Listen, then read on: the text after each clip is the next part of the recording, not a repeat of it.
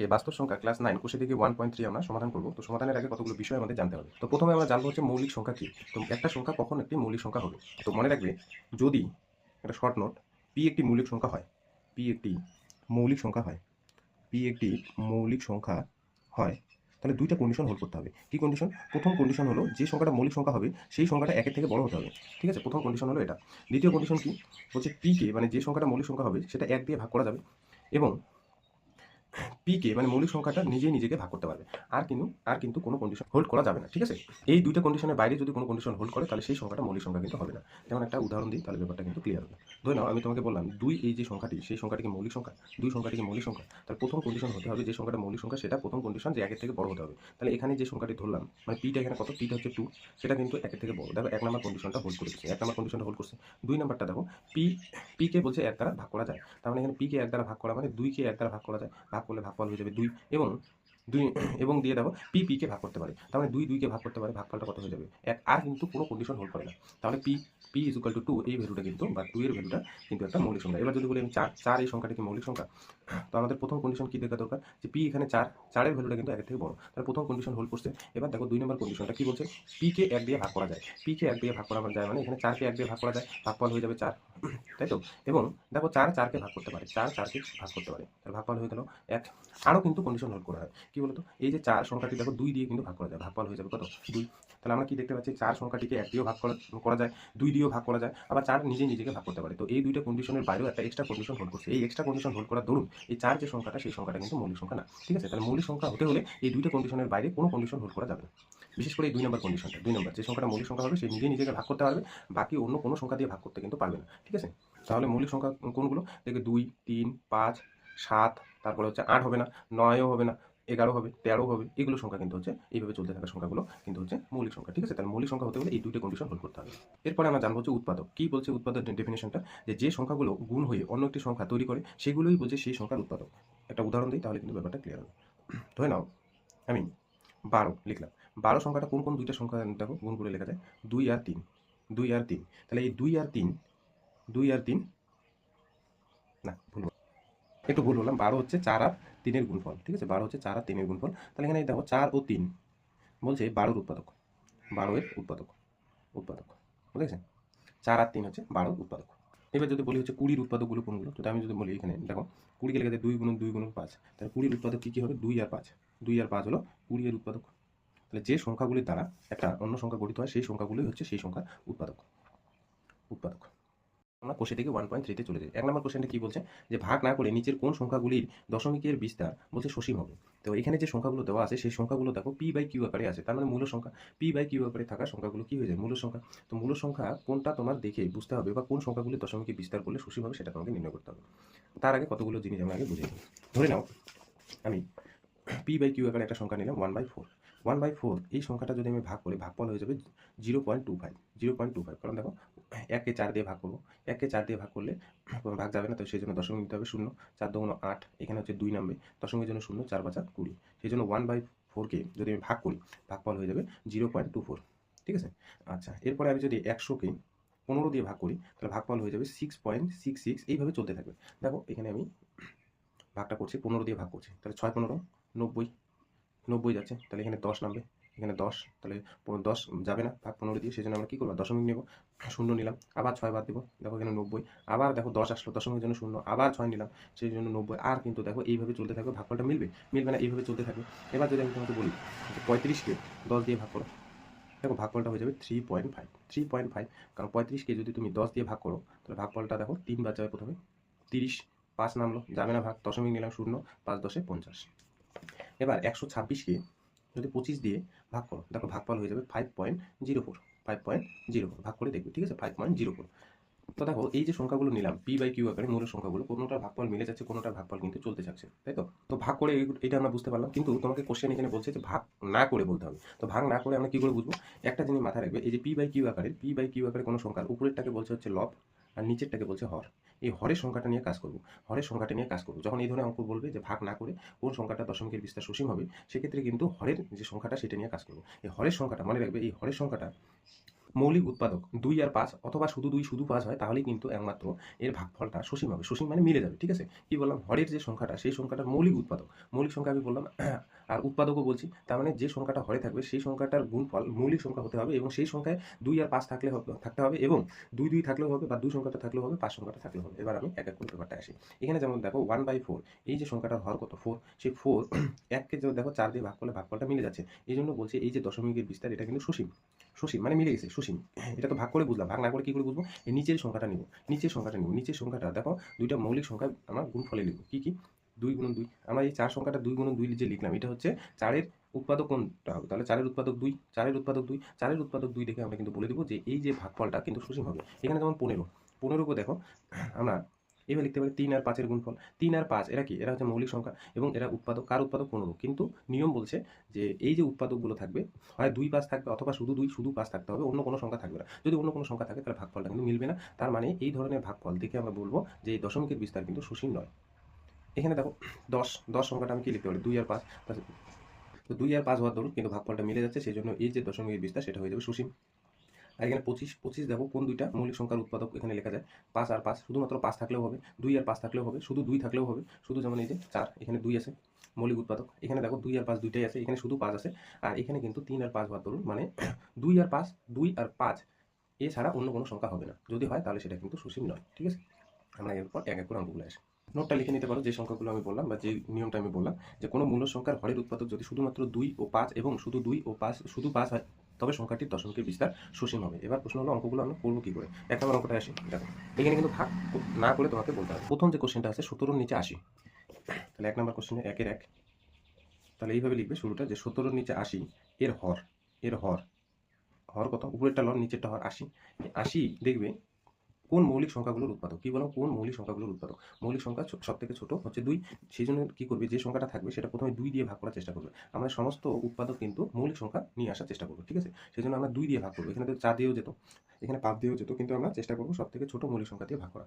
আমরা 2 দিয়ে ভাগ করবো, 2 দিয়ে যদি ভাগ করি তাহলে হয়ে যাবে এখানে 40, আবার 2 দিয়ে ভাগ করবো হয়ে যাবে 20, আবার 2 দিয়ে ভাগ করবো হয়ে যাবে 10, আবার 2 দিয়ে ভাগ করবো হয়ে যাবে 5। তার মানে এখানে 80 কি কি দেখতে পেলাম? 80 হলো 2 গুণন কতগুলো মৌলিক সংখ্যার উৎপাদক, দেখো গুণ কতগুলো সংখ্যার গুণ, এবং যে সংখ্যাগুলো বের করবে গুণ সেই সংখ্যাগুলো যাতে মৌলিক সংখ্যা হয়। তাহলে 2 গুণন 2 গুণন 2 গুণন 2 গুণন হচ্ছে 5। তাহলে আমরা এখান থেকে লিখতে পারি যে 80 এর 2 ও এবং এভাবে লিখি 2 এবং 5 ছাড়া, 2 এবং 5 ছাড়া অন্য কোনো মৌলিক মৌলিক উৎপাদক নেই, উৎপাদক নেই। 2 আর 5 ছাড়া দেখো মৌলিক উৎপাদক নেই। এই তাহলে আমরা বলে দিব এই যে 17 নিচে 80 সংখ্যাটির দশমিকের বিস্তার, দশমিক বিস্তার সসীম। তাহলে যে সংখ্যাটা থাকবে সেই সংখ্যাটার হর নিব, হরের উৎপাদকগুলো বের করবো এবং কোন ধরনের উৎপাদকগুলো? মৌলিক উৎপাদক, মানে মৌলিক সংখ্যার গুণফলের উৎপাদকগুলো বের করবো। সেই উৎপাদক যদি 2 আর 5 এবং শুধু 2 শুধু 5 ছাড়া অন্য কোনো উৎপাদক না থাকে তাহলে কিন্তু আমরা বলে দেবো যে দশমিকের বিস্তার কিন্তু সসীম হবে। পরের যে অঙ্কটা আছে সেটা দেখো। পরে আমরা কি বলছে? 13 নিচে 24, আমরা দেখি 13 নিচে 24 একই রকম লেখাগুলো কিন্তু লিখবে। এর হর হয়ে যাচ্ছে 24। তাহলে আমাদের প্রথম কাজ হচ্ছে এই 24 দেখতে হবে যে কোন কোন সংখ্যাগুলোর গুণফল 24। তাহলে আমাদের চেষ্টা করতে হবে যে মৌলিক সংখ্যার উৎপাদকগুলো বের করা। সেই জন্য প্রথমে 24কে আমরা 2 দিয়ে ভাগ করবো। 2 দিয়ে ভাগ করলে এখানে হচ্ছে 12, আবার 2 দিয়ে ভাগ করবো এখানে হচ্ছে 6, আবার 2 দিয়ে ভাগ করবো এখানে হচ্ছে 3। তাহলে 24কে লিখতে পাচ্ছি 2 গুণন 2 গুণন 2 গুণন 3।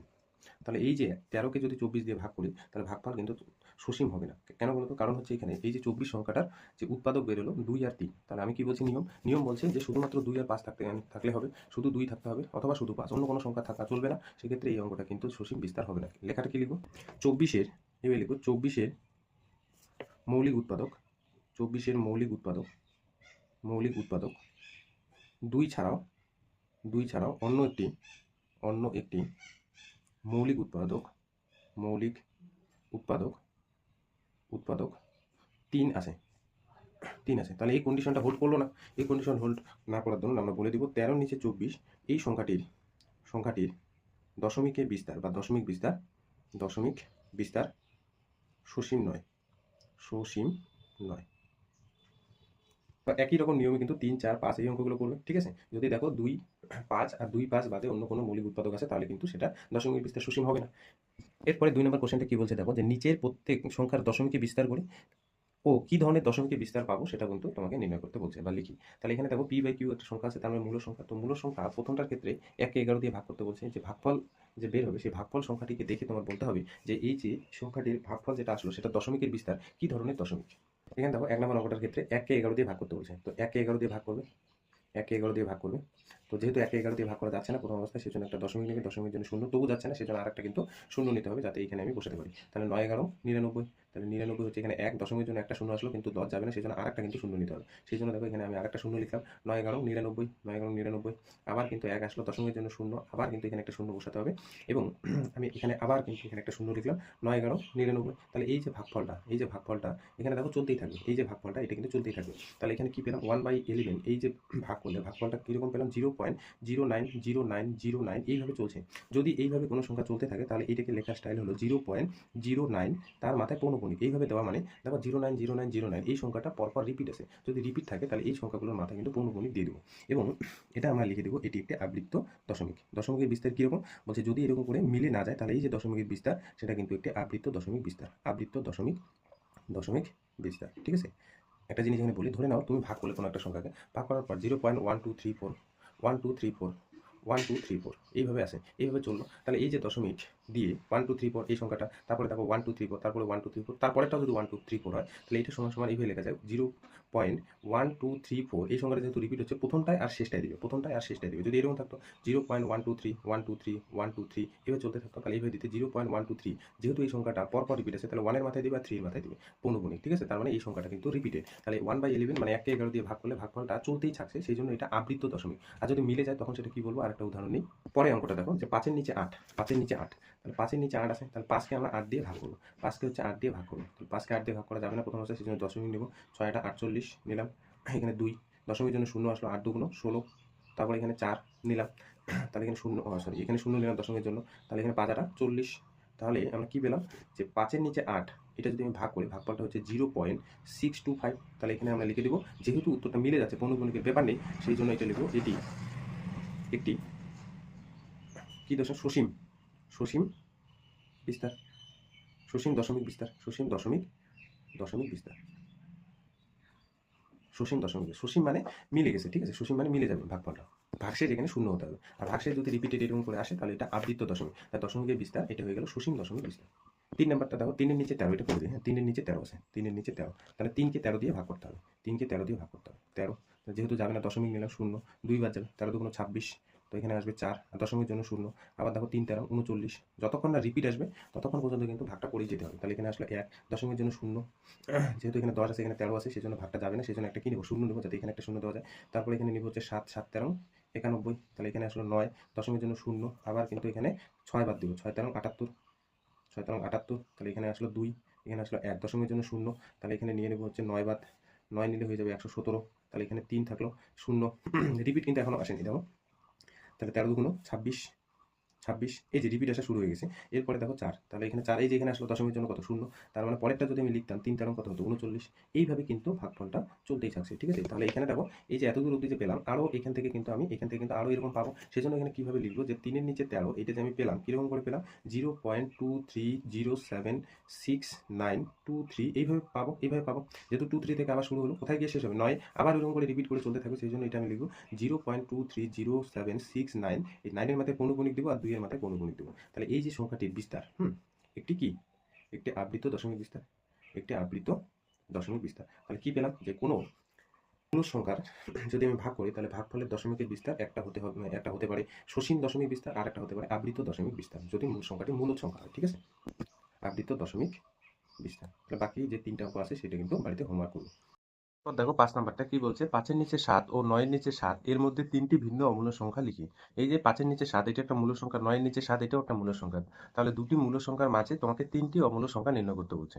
তাহলে মনে রাখবে মূল সংখ্যার মাঝে কি থাকে, অমূল্য সংখ্যা থাকে। তাহলে এই দুইটা মূল সংখ্যার মাঝে 3টে তোমার অমূল্য সংখ্যা নির্ণয় করতে বলছে। তো আমরা জানি মূল সংখ্যা হয় সসীম দশমিক বিস্তার, না হয় আবৃত্ত দশমিক বিস্তার। ঠিক আছে, তো আমরা দেখবো যে এই যে মূল সংখ্যাটা আছে সসীম দশমিক বিস্তার না আবৃত্ত দশমিক বিস্তার। তো তার জন্য কি করতে হবে, 5-এর নিচে 7, এই 5-কে 7 দিয়ে ভাগ করবো, একটা রেজাল্ট পাবো মানে ভাগফল পাবো। আর 9-এর নিচে 7, তার মানে এই 9-কে 7 দিয়ে ভাগ করতে হবে, তাহলে ভাগফলটা দেখতে হবে কত। তো আমাদের প্রথম কাজ হলো এই যে দুইটা মূল সংখ্যা আছে সেই দুইটাকে ভাগ করে ভাগফলটা নির্ণয় করা। তো 5-এর নিচে 7 যেটা আছে ওটা দেখি যে এই যে মূল সংখ্যাটা, সেই মূল সংখ্যার দশমিক বিস্তার সসীম না আবৃত্ত। আমরা ভাগ করি 5কে 7 দিয়ে, তাহলে 5কে 7 দিয়ে যাবে না, সেই জন্য আমরা একটা দশমিক নেব, শূন্য, 7 বাদ দিব, 7 7 49, তাহলে 49 থেকে 50 মেলাতে 1, এই দশমিকের জন্য শূন্য, 1 বাদ দিব, 1 বাদ দিলে এখানে 7 হচ্ছে, এখানে 3 আসবে, দশমিকের জন্য একটা শূন্য, 4 বাদ দেবো, তাহলে 4 7 28, আবার 2 বাদ দেবো, রিপিট যতক্ষণ না আসবে ততক্ষণ পর্যন্ত কিন্তু ভাগফলটা করতেই থাকবো, ঠিক আছে। দশমিকের জন্য আবার শূন্য, তাহলে 3 বাদ দেওয়া যাবে না, 2 বাদ দিতে হবে, 7 2 14, আর তাহলে 14 থেকে 20 মেলাতে 6, দশমিকের জন্য আবার শূন্য আসলো, তাহলে 7 8 8 বাদ যাবে, 7 8 56, এখনো কিন্তু রিপিট আসেনি, দেখো 7 8 56, তাহলে এখানে থাকলো 4, এখানে তার দশমিকের জন্য শূন্য, 5 বাদ যাবে, 5 বাদ যাবে, 5 7 35, আবার দেখো 5 আসলো, দশমিকের জন্য শূন্য, তাহলে আবার আমরা কত বাদ দেবো, 7 বাদ দেবো, 7 বাদ দিলে এখানে হয়ে যাবে 49, তাহলে আবার 1 আসলো, তাহলে দশমিকের জন্য কি শূন্য, তাহলে আবার 1 বাদ দিব, তার মানে এখানে হয়ে গেল 7, আবার দেখো 3 নাম্বার, তাহলে এইভাবে চলতেই থাকবে, কারণ কি এই যে রিপিট আসে, দেখো এখান থেকে যে দাগ দিলাম, এইভাবে তোমরা দাগ দিও না, এইভাবে দাগ দিলাম এখান থেকে আমরা যে প্রথমে শুরু করছিলাম সেটা দেখো রিপিট হতে থাকছে, ঠিক আছে, সেই জন্য আমরা কিন্তু 2 একটা লিখে স্টপ করে দেবো, তার মানে এই যে 71428 এটা কিন্তু এখান থেকে আবার এরকম করে কিন্তু ভাগফলটা আসবে, এবং এইভাবে চলতেই থাকবে, তার মানে 5-এর নিচে 7, এটা আমরা ভাগফলটা কত পেলাম, একটা পয়েন্টের আগে একটা শূন্য দিলাম, তাহলে 0.71428571, এইভাবে চলবে, তাহলে কোথা থেকে রিপিট হবে, এই জায়গাটা থেকে রিপিট হবে, এই জায়গাগুলো রিপিট হবে, সেই জন্য আমরা কিভাবে লিখবো, 0.714285, আমরা এই 7-এর মাথায় পৌনঃপুনিক দেবো আর 5-এর মাথায় পৌনঃপুনিক দেবো, কারণ এগুলো কি রিপিট হবে, ঠিক আছে, এগুলো রিপিট হবে, 7-এর মাথায় পৌনঃপুনিক দেবো আর হচ্ছে 5-এর মাথায় পৌনঃপুনিক দেবো, কারণ এগুলো রিপিট হবে। এরপর নেক্সট হচ্ছে আমরা 9-এর নিচে 7 যেটা আছে ওইটা কিন্তু ভাগ করে নিব, ঠিক আছে, তো আমি এদিকে সাইডে করছি, তোমরা কিন্তু নিচে নিচে করলেও করতে হবে।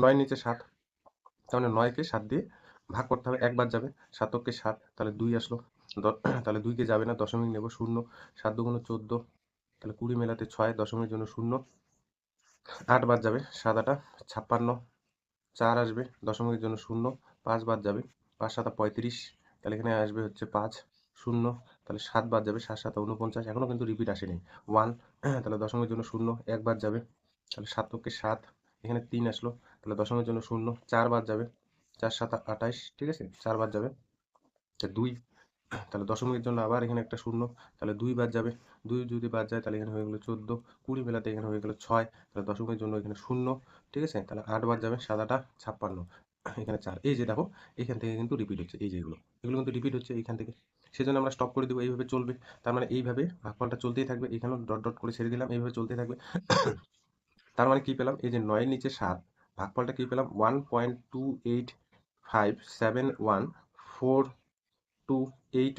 ডট ডট করে চলবে, তার মানে দশমিকের পর এই যে এগুলো আছে সংখ্যাগুলো, সেই সংখ্যাগুলো দেখো এদিকে রিপিট হবে, তাই না, এগুলো আবার রিপিট হবে, সেই জন্য আমরা কি লিখবো, 1.28571 4 এর মাথায় পৌনঃপুনিক দেবো, আর এখানে 2 এর মাথায় পৌনঃপুনিক দেবো, কারণ এই যে ডিজিটগুলো এগুলো কিন্তু রিপিট হবে, ঠিক আছে, তাহলে এটাও হচ্ছে দশমিকের বিস্তার, কি আবৃত্ত দশমিক বিস্তার। যদি এখানে সংখ্যা রেখা আমি এমনি আঁকি, ধরে নাও এটা হলো 0, এটা হচ্ছে 1, এটা হচ্ছে 2, এটা 3, এইভাবে দিলাম, তাহলে দেখো তো 0.71 নিশ্চয়ই জিরোর এইদিকে একটু থাকবে, ধরে নাও এটা 0.714285, আর পরেরটা দেখো 9/7, তার মানে এইটা হলো 5-এর নিচে 7, ধরে নিলাম এখানে আছে, ঠিক আছে, 5-এর নিচে 7, আর এটা 9-এর নিচে 7, মানে 1কে ছাপাই গেছে, তার মানে 1.285714, তার মানে 1-এর একটু এইদিকে থাকবে, ধরে নাও এইখানটায়, তাহলে 9/7, তাহলে এই যে 9/7 আর 5/7 এর মাঝে তোমাকে কি লিখতে হবে, এই যে পয়েন্টগুলো আছে, মানে এই যে বিন্দুগুলো আছে, সেই বিন্দুগুলো লিখতে হবে, কেমন বিন্দু, সেই বিন্দুগুলো হতে হবে অমূলক, তার মানে এতগুলো লিখতে বলেনি, যে কোনো তিনটা, যে কোনো তিনটি, তাহলে আমাদের কাজ হলো 3টি অমূলক সংখ্যা লেখা, আর অমূলক সংখ্যা মানে দশমিকের বিস্তার কি হতে হবে, অসীম হতে হবে, এবং অনাবৃত, রিপিট হওয়া যাবে না, অসীম হবে আবার কি রিপিট হওয়া যাবে না, তার মানে দেখো এইভাবে লিখবো, তোমরা এইভাবে দাগ কাটতে হবে না তোমাদের, ঠিক আছে, এই দাগটা আমি বোঝানোর জন্য এমনি দিলাম, তাহলে আমরা লিখবো 5/7 এবং এবং 9/7 এর মধ্যবর্তী, এর মধ্যবর্তী মধ্যবর্তী তিনটি তিনটি অমূলক সংখ্যা, তিনটি অমূলক, এখানে ভিন্ন লিখলে হবে, মানে আলাদা, যেহেতু কোশ্চেনে বলা আছে ভিন্ন অমূলক, অমূলক ভিন্ন অমূলক সংখ্যা, 1 নাম্বার দিয়ে লিখি, দেখো এরকম দিলাম প্রথমটা 0.80, তারপর 0800, তারপরে 8, তিনটে জিরো, এইভাবে আমি ছেড়ে দিলাম। এবার প্রশ্ন হলো, এই যে 0.80 এটা কোথায় আছে, দেখো তো এই যে পয়েন্টটা, এই পয়েন্টটা হচ্ছে 0.71, আমি এখানে বোঝার সুবিধার্থে আমি ধরে নিলাম এই পয়েন্টটা হলো 5/7, মানে কি 0.71, 0.714285, এই যে পয়েন্টটা সেটা তো রিপিট আছে এবং সেটা কি, সেটা হচ্ছে একটা মূল সংখ্যা। আমাদের এমন ধরনের সংখ্যা লিখতে হবে যেগুলো হলো অমূল সংখ্যা।